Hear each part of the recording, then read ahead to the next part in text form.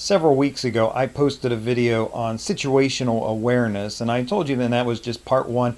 I want to come back to you now with part two. It's a huge subject with so much information. It just can't be treated well in one little segment. But here's the things I want to talk about with situational awareness. The three big factors.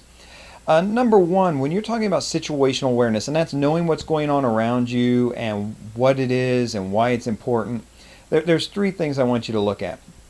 Number one is knowing what's important. Now, you can be a very observant person, and you could walk into a room, spend a few moments in there, and walk out, and you might be able to say everything about that room. How many bookshelves were in there, what types of things were on the bookshelves, what windows had walls, how many lights there were. That's interesting, and that's very observant, but is it important? So when you're doing investigations or when you're just living life, you need to be situationally aware but understand what's important that you're looking at and what's not. In the last video I suggested, learning your exits when you go in someplace. That is something that, generally speaking, it can be pretty important, and if something bad happens, it becomes very important.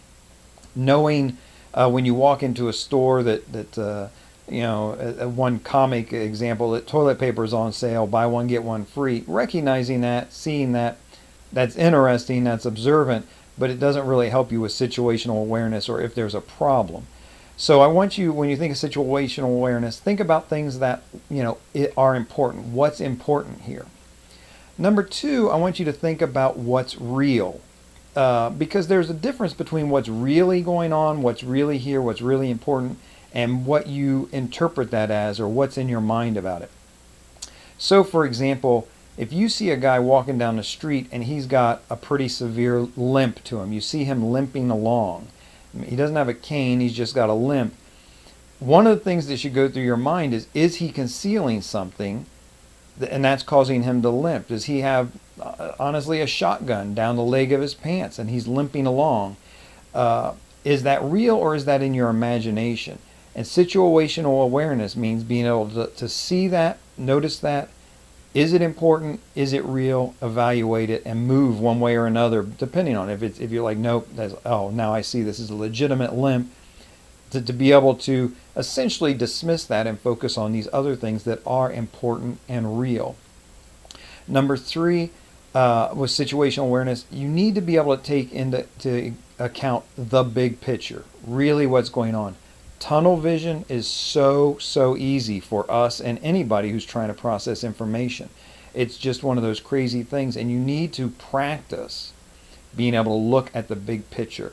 The guy with the limp, if it is a shotgun, if it is a problem, then where is he going? What is he moving towards? And you can get so tunnel visioned in on that, but I want you to think big picture.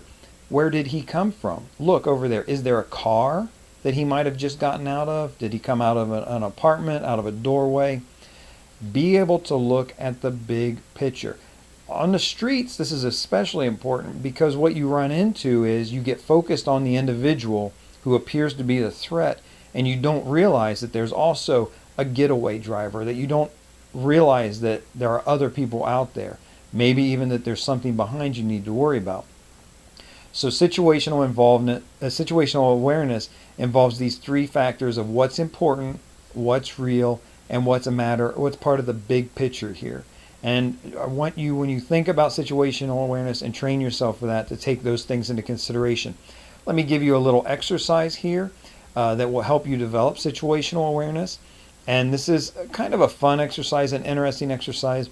When you go into a convenience store or when you go into a place, and I like to do this with convenience stores, I like to count the people. How many customers, how many workers? And sometimes there's so many I can only get what you might say a soft count, an idea. Okay, there's like 7 customers it looks like, and 3 clerks or 2 clerks. But counting people, it's just a little exercise I do to be aware and to practice situational awareness. If something bad happens in there, if there's a robbery, if there's, God forbid, a hostage situation, it's a pretty helpful thing to know how many people were in there, how many were customers, how many were workers. That doesn't mean you're not going to miss someone who's backstocking the freezer or anything like that.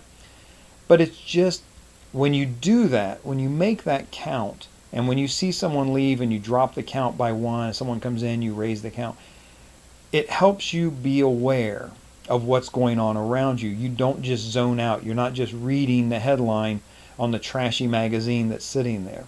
Which would you rather be doing? Being so zoned in on the different types of bubble gum that they have for sale, or would you rather know about the people who are coming and going around you?